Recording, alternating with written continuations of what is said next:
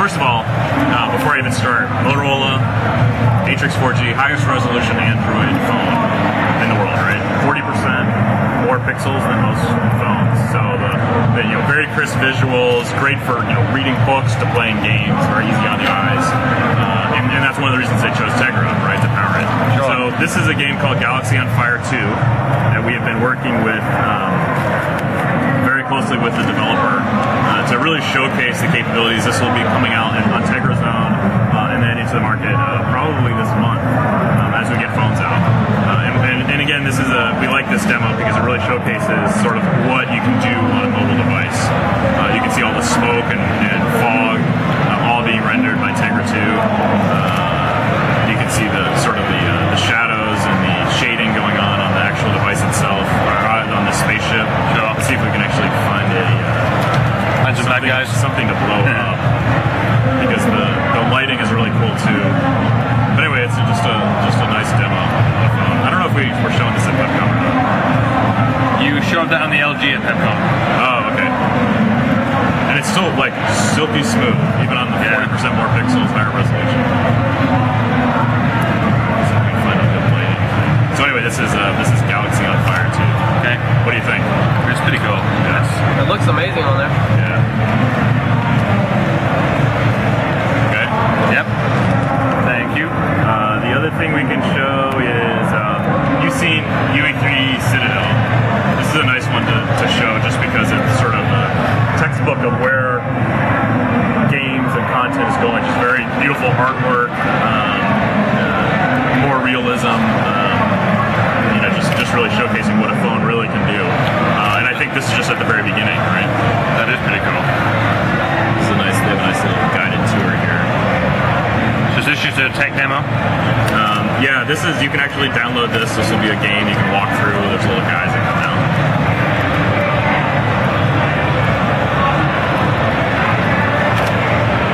And all the reflections. And this is all being rendered in real time. This is not a video that's playing. No, absolutely. This is a guided tour, so I don't think I can actually interact with it, but if you look it out of it, explore, you can see, right, everything is being rendered. Nice. And you look around, whoops. This is always challenging to know. Look up in the sky. Right, it's all very interactive. Really not missing a beat, but higher resolution, right? So this is based on the Unreal Engine as well, is it? Yep, that's right. So is the Unreal Engine been written to take advantage of Tegra 2? So if anyone uses the Unreal Engine, they will automatically get Tegra 2 support? Well, yeah, absolutely. I mean, we work with the engine developers, right, to bring their engines over to Tegra, and then we work with the game developers. Most of as the engines come over, then the games come over. There's still a little bit of work to do on the games themselves, but by and large, there's a lot of content coming over based on the games. And one of the things we do as a company is work with both the engine and the developers to make sure it looks good on Tegra. We could show Angry Birds, but I'll pass because that's not really all that interesting. Yeah, I think it's being shown. Yeah, in live and living. Backbreaker. Actually, I can show Backbreaker. I mean, this is sort of a textbook game that you've seen on iOS also, but one of the unique things that they've been able to do as we've worked with them to sort of improve the overall capabilities of Backbreaker. Are you guys familiar with Backbreaker? No.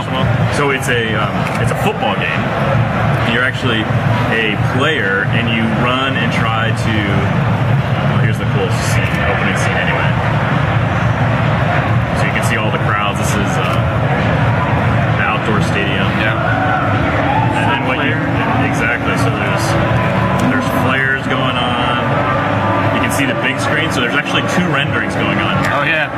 He's going to actually get wiped out, but and this uses accelerometer too. This is going to be hard to videotape, but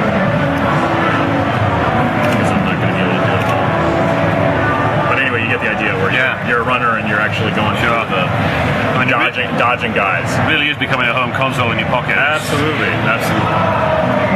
So then there's tell us a little bit about the NVIDIA app market or whatever. What is it called? Tegra2. Tegra2. So we've done a lot of different work, right? We've worked on the hardware and the software, and we've been investing in Tegra for 5+ years, right? So there's been a lot of work coming. So hardware and software, and then we've been working with the developers to bring their content over. But all that stuff would be pointless if people can't find the actual games and the actual content that looks good on Tegra.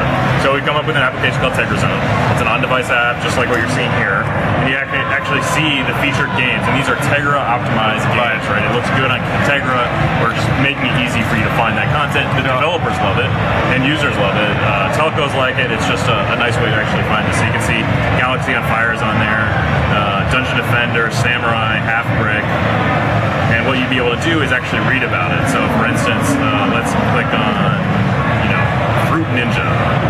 Right? So you read the reviews, you can read the descriptions, you can actually see the professional reviews, you can see screenshots and pictures and videos before you actually go and buy it. And then when you decide you want to buy it, it deep links into the Android market, so you can complete the purchase.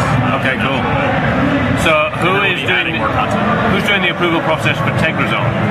Well, it's not. I wouldn't really think of it as an approval process. It's through nVidia, but it's with the developers that we're working with that show Tegra optimized content. So if you come up with games that are optimized, we'll put you in Tegra Zone. Okay. Yeah, it's really there's not like an approval process per se. It's just work with us and we'll put all your stuff in there and you can see it. Cool. And then this will be true for tablets and phones. This is a phone app, obviously. But a tablet app will have a little bit more immersive experience, a little